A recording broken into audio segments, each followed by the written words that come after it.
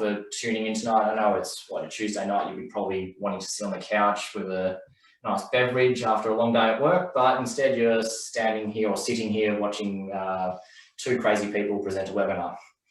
For those who don't know me, my name's Luke. I'm an osteopath at McFarlane Clinic, and we tend to use a lot of exercise as part of our treatment. So we thought that tonight we'll demonstrate some exercises to help you for your neck and back pain.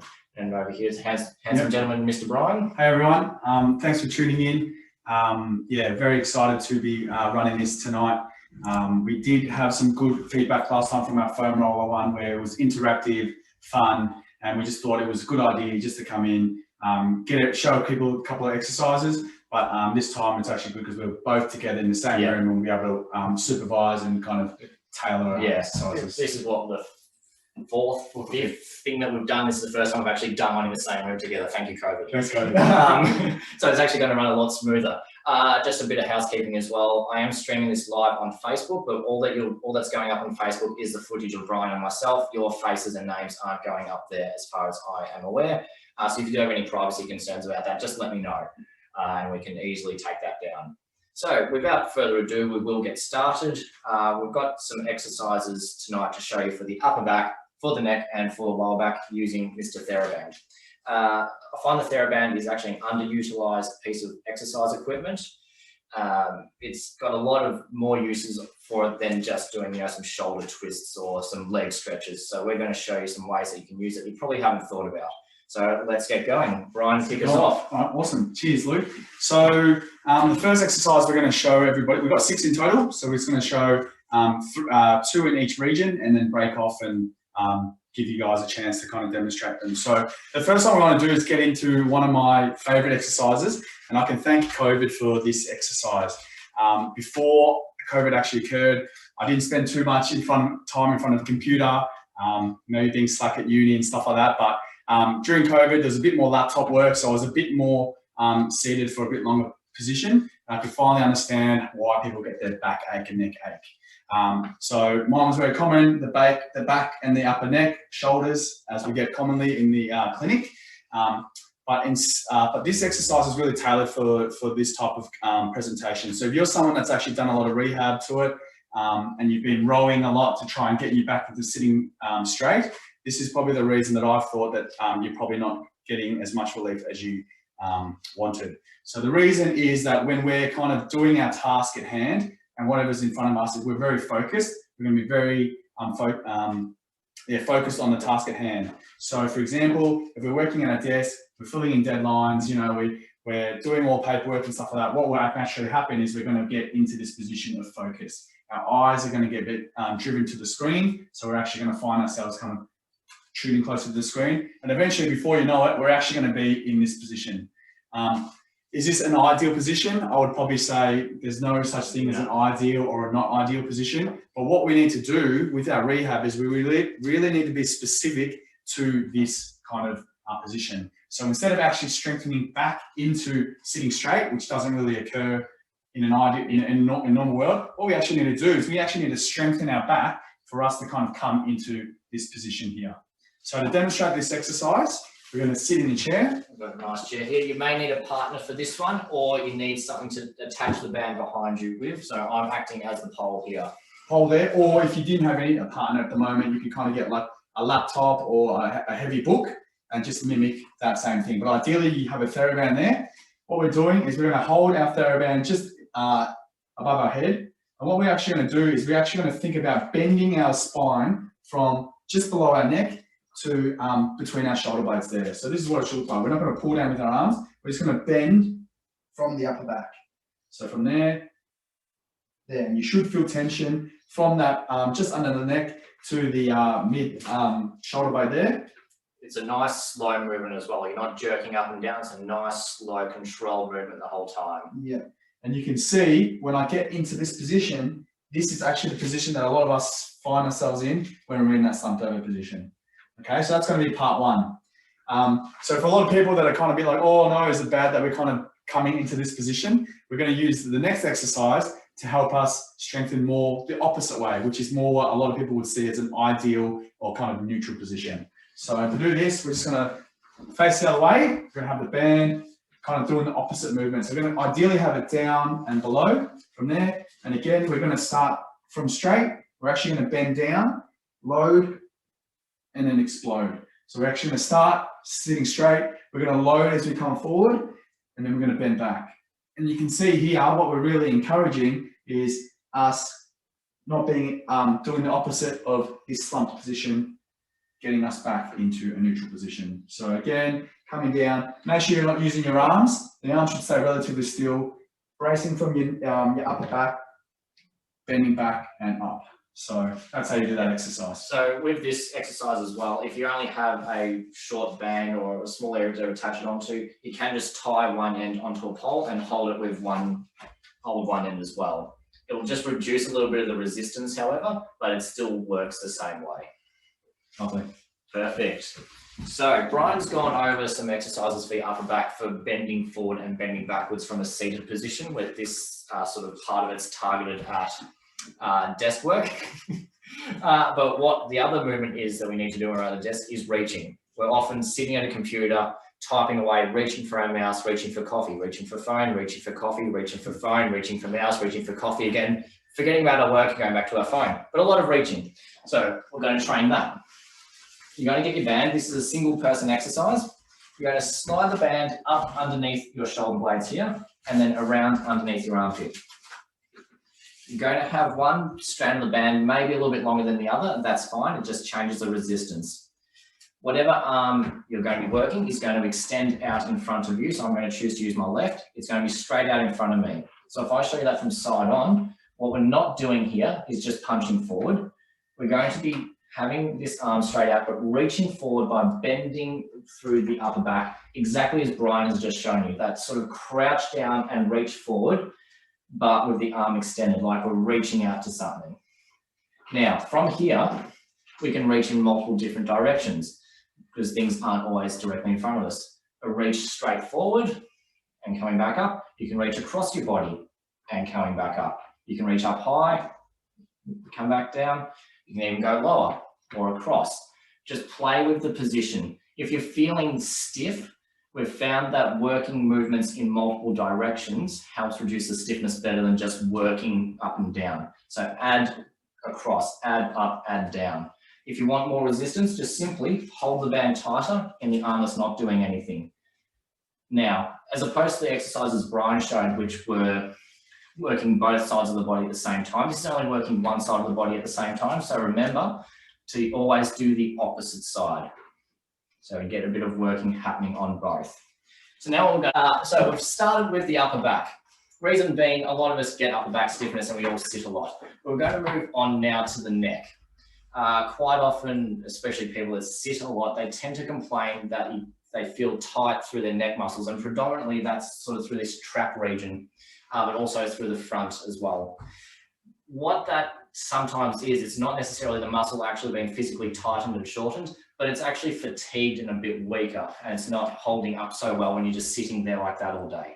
So what we're going to show here is a series of exercises that are going to work the front of the neck, the side of the neck, and the back of the neck. So again, the first set is a partner exercise or a pole exercise, but there is a version that you can do it yourself if you don't have any sort of shoulder issues, and I'll show you that at the end. So Brian is going to come over here and be my model. You're going to have your band, you're going to attach it around a portion of your head. So I've got it here around the side of his head, and it looks like, I don't know, karate hippie, something like that. From here, you're aiming to keep your head completely upright, so not getting pulled across or down or up. So once you've got that position, I'm going to get Brian to take a few steps away from the band. And as he steps further, the band is going to want to pull his head across more and more. Once he gets to a point where he feels he can't hold it anymore, just hold there for a few seconds and bring it back in. So what this is working these muscles on this side of the neck to help keep his head upright. So if they weren't working, Brian, step out, his head will tilt. We don't want to see that. So we do that on both directions, going to the right and then going to the left. You can then adapt the exact same process to forwards and backwards. So if you turn and face away from me here, Brian, loop it around the front of your head. This one may go in your eyes a little bit. Again, we're keeping the head completely upright, and now step forwards. Now the band here is trying to pull his head backwards, but the muscles at the front, through his neck, front of the neck, holding him still. And then he holds for about 5 seconds, walks himself back in. This is a great exercise if you've been suffering from any sort of neck pain. Any sort of strengthening work does help the neck, and the front of the neck is often neglected in a lot of rehab. So using this is great to do. The final way is just walking backwards. Exactly the same process, but this time it's around the back of the head. Exactly the same thing, keeping his head completely upright, not letting it get pulled forward. So he's starting to pull forward a little bit there. He's probably gone past his limit. So if he brings it in, sits his head upright, there we go. Back into that, that's better. And you hold for 5 seconds and then you come back in. Brilliant. That's going to be working at the back of the neck. A quick word of warning that if you are prone to a bit of upper neck pain and headaches, this can irritate that a little bit, just purely because you're working that area quite hard. Now, if you weren't lucky enough to have a handsome partner or a pole, they're both about the same worth, aren't they? You can do this yourself. So if you loop the band around your own back of the head, you are going to have to be using your arm. So if you have any shoulder issues, it can be a little bit irritable, but essentially you're going to be doing a similar thing. Keeping that head completely upright and just pulling the band out in front of you, and then you can step back into it. Now, you're not, again, letting your head drop down. This is going to work the arm a little bit as well. So if you start to fatigue a little bit, that's fine. But then you can practice that in the 4 different directions, left and right movements, forward and back movements. So you can loop it around the front of your head, and then you can pull backwards. The pulling backwards one is a lot harder to do because your arm has to be behind you, and your arms don't tend to like going behind you much. One is just for the trap muscles, a very common source of pain that we find at the clinic. A lot of needling and massage goes on into the traps. You feel tight there, like I just got to rub it. Just got to rub it. So the aim of this exercise is to help just to build a bit of capacity and load through that muscle, and as a result, help you guys manage your aches and pains through your shoulders and your trap muscle there. So to do this exercise, you're just going to get your TheraBand like so. You're going to step onto it and about shoulder width apart. So I'm just tilting the camera here a little bit to see what he's doing. Got that? Apart. Yep, good. Perfect. And then from there, we're just going to have our arms by our sides. And what we're going to do is just elevate our shoulders, just in a shrug position. So a lot of these, you probably would have seen this in the gym. But we've got a couple of ways that you can just change it up just to hit different parts of the trap muscle. So having your arms out about 30 degrees, that's going to target different fibers. So what you don't want to see is just the hands coming up. We want to see that the arms are relatively still, and you're just going to drive your shoulders up and down. So that's another variation. Another good variation I like to do is do what, again, we talked about in the first kind of exercise.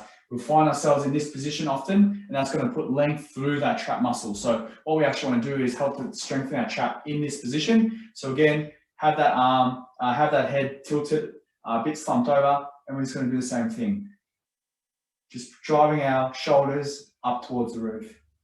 And again, notice how he's not just lifting with his elbows. Not with the arms, bent over, just up with the shoulders. So that should feel quite a nice burn there. If you want to make the exercise harder, you can hold your resistance band tighter, and that's going to add more resistance. So if it's too difficult, then you can just loosen it up and do that as well. And if you're not coordinated enough to do 2 at once, you can always do 1 arm at a time. That's it. And come back. Look, before you move on. Yes, Will. Cycling. Yes. Pain, neck. When. Yeah. That's a tough one because you're quite often hunched down there if you've got a low handlebar, but you're having to look back there. So probably what Bryan has said earlier, we need to train you actually to be in that spot. So maybe potentially if I'm in that position, having that band down in front of me here and then looking up into it just with my head or pulling back into it with that head. So we're training you to be in a cycling specific position. If you're a bit more upright, you can still do the same thing, but just adjust it according to how flexed over you might be. Yep. That first exercise should help you, Will, because that's very specific. Again, it's this position that often we don't train. We always train to come back and stand straight and look straight, but in a bike and when we're at a desk, we're actually slumped over. It just happens so we actually have to train into this position. Still try all of the other exercises in the same positions that we've shown them, but maybe just adapt it a little bit into that as well. So you're training specifically, but then also training generally. All All right. right, we're going to be doing, but it's going to look more like a hip workout. Reason being, the hip and the lower back have a huge relationship, being, well, they're stacked on top of each other. But if one isn't moving so well, it's going to put a lot more pressure on the other.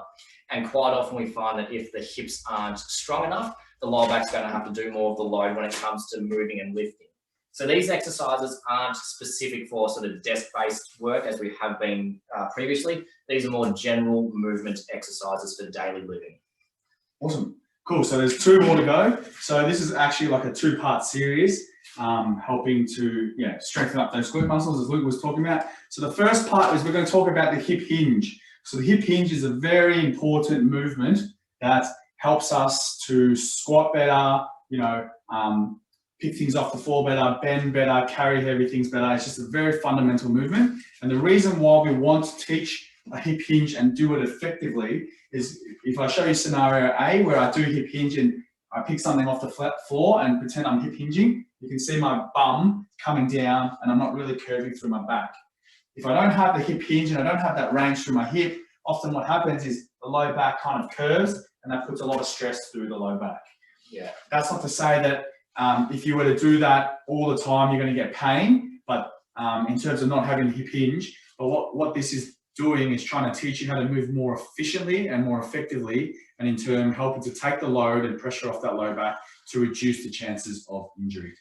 Okay, so we're going to show this exercise here. So to do this exercise, what you're going to do is you're going to have this TheraBand kind of around just above hip height. So just on the hips there, we're going to turn it on the side to make it look easy. What you're going to do is you're going to tie it down to something that the TheraBand in a backwards direction and a downwards direction, kind of like on a 45.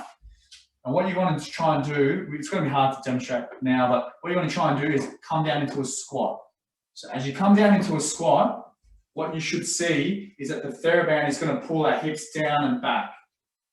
And that is what we're doing, and that's really encouraging the hip hinge. So you can see that should be what it looks like. If I wasn't to do the hip hinge, what we commonly see is the back come, arch up, and that's where a lot of injuries can occur. So when you get a chance, just tie it down to something down and below, and we just see you squatting down, and that band should be pulling you backwards and down, helping with that movement there. And then on the way up, the hips are coming up and forward. You're not just standing up with your knees. Yeah, so just kind of coming through there, but Luke's going to talk more about how we're going to strengthen this action through here. A bit of a crude way one of my mates put how to do the hip hinge is imagine you're trying to sit back on a toilet. You don't sort of bend like that. You don't flop yourself backwards. You're nice and controlled back into it, bending with your hips. So think about that if you're trying to do the exercise. Cool. We might need to shift the camera angle here a little bit. So apologies for any interference that might occur here. Because this final exercise we're going to go over, hang on, okay, a few questions coming through, we'll get back to them in a moment. The final exercise we're going over, you're actually going to be laying down on the floor. It's what's called a hip bridge or a glute bridge, so you might have seen this before quite commonly. I'll just quickly demonstrate without the band first, and I'll demonstrate with the band. So you're going to be flat on your back, feet flat on the floor, knees and hips bent. From here, you're going to push even pressure through your feet. So no toes up, no heels up, no toes up. Even pressure, pushing straight down, squeezing your bum muscles and lifting up and forward. So that's the continuation of that hip hinge movement where we're coming up and forward into that. Great exercise to work the bum muscles in the hips. But to incorporate the band, because that's why you're all here, see how to use the band. You're going to open it up. You're going to place it in the exact same position as Bryan had for his hip hinge demonstration, which is across the front, almost belt line. Add tension to it, place it across here, hold it down firm, and then you're just lifting up against the band resistance. If you can't go up high, that's fine. You only go as high as you feel comfortable. But the great thing about having a resistance band is the more you push up into it, the higher you go, the more resistance that it applies naturally. Hello, hi. Thanks for tuning in. Hi. I was wondering, do you guys have any good sort of stretches and stuff that can be done for for your chest with these bands? Yeah, I've got a couple coming. Well, first of all, depends. Are you feeling that tension across the chest, or are you trying to open up the chest because you're in a slumped posture? What's the aim? It's more sort of like during the day. I mean, I've slumped my shoulders during the day probably, and I just find I do get a little bit tight along here. It's not really painful. It's more just I notice that when I stop and kind of roll my shoulders back, I'm like, oh, okay, yeah, that's been a bit tight. Yeah, so first of all, the first set of exercises Bryan showed, that will help prevent that bit of feeling because you're actually getting a bit of strength in that forward posture, in that upwards posture. But to go on with what Luke said, like if you actually get that strengthening happening, then you're actually going to get a lot more control, and then the muscles aren't going to be as like that feeling where it's like you're just thrown into the deep end. Like if you've been working and kind of controlling that motion into that region, then that's going to be a lot more stronger and stable. So that's going to help with your aches and pains. To go the opposite way, the extension back, I think that one's quite effective. So it's really difficult just to go back from a standing position. I found that it's really effective if you kind of stand there, kind of load what you're actually good at, which is the slumped forward, and then going from that position to getting to that position, you're going to find you're going to get a lot more relief as opposed to just going back. Yeah, because you've got to use that. Okay, so you kind of like overdo it and then roll back as opposed to like rolling back. So the reason for that is like it's kind of like a load and explode thing. So when you throw a ball, you don't just try and throw it. You know, like if I'm throwing a ball, I want to load it, so go really far back and then throw as far as I can. So if you just keep trying to throw a ball without loading it, then you're not going to get very far. Yeah. So the concept is if you kind of go back to what you're good at and then throw, then you're actually going to get more extension back, and you should find that to be a lot more relieving. Oh, okay, cool. Yeah, I'll give that a go. Thank you. Yeah. So I guess just in terms then of just some very specific, I guess you wanted some stretches for this area. You can just grab the band, literally, but I would use Bryan stuff first of all. Just literally grab the band, holding it out in front of you, opening out, so getting the band coming in towards the chest. So you're trying to reach back behind you, but you're pushing your chest out in towards the band. So it's a nice slow movement. We're actually working the upper back doing this, but the chest is trying to control it so it doesn't just fling open. You can do that single arm, so if Bryan was to hold that for me, you can just open up with one arm at a time, trying to reach around behind you. It's just going to open the front up. You can use a bit of a step as well. You can't really see my feet here, but you can step back and twist into that. So that's going to now incorporate upper back movement as well, which is very important for when you're feeling that stiffness. So you can step and twist open. You can just twist open. You can even go step. So we're going down low, stepping back and twisting up. So now again, we're opening up that chest in a different direction, but we're using the whole body to do it. Again, if we incorporate more movements into a movement, it's going to work a little bit better. Okay, cool. Awesome, thank you. Does that make sense? It's a very common thing though. Yeah. Yeah, no, it makes a lot of sense. Thank you. Yeah, it's really helpful. Any other questions? Anything else you want us to make up on the spot? Actually, yes, just to be a pain. So have you got any ideas for like, this is sort of before, like warming up before workouts, but like anything that can kind of help warm up like the rotator cuff muscles? Oh, geez, yes. I'm big on the rotator cuff. Massive. So a couple of things.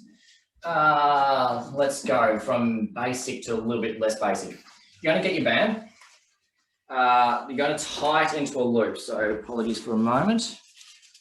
So you've got this now tied into a loop. You're going to have that in front of you, looped around the back of your hands. So for those who don't know, sorry, the rotator cuff is a bunch of muscles that control the shoulder, starting from around here, coming around here, underneath here. Will, I know you've had a bit of a history with the old rotator cuff. They can be niggly, but in terms of warming them up and priming them, this series of exercises I've found very effective. So starting with your arms, bent 90-degree elbow, slightest push out against the band. So you're not trying to stretch the band open. It's just a very gentle push out, just has a little bit of tension on it. And simply from there, punch overhead. Straight up, fast. Straight up, fast.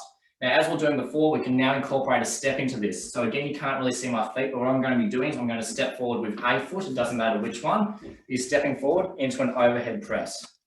Step forward, overhead press. So what we're doing here, the band around the hand and that slight push out activates the rotator cuff. The raising above head activates the rotator cuff.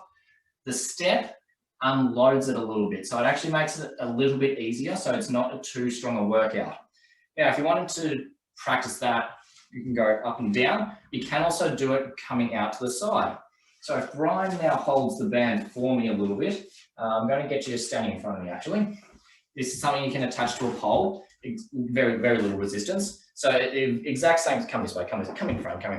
But it's just very light resistance, same thing, just a very slight pushback and now straight up overhead. Even less resistance. It's not meant to be a workout, but just very light resistance of a pushback and overhead. The final one that I found effective, might be a bit hard to demonstrate though,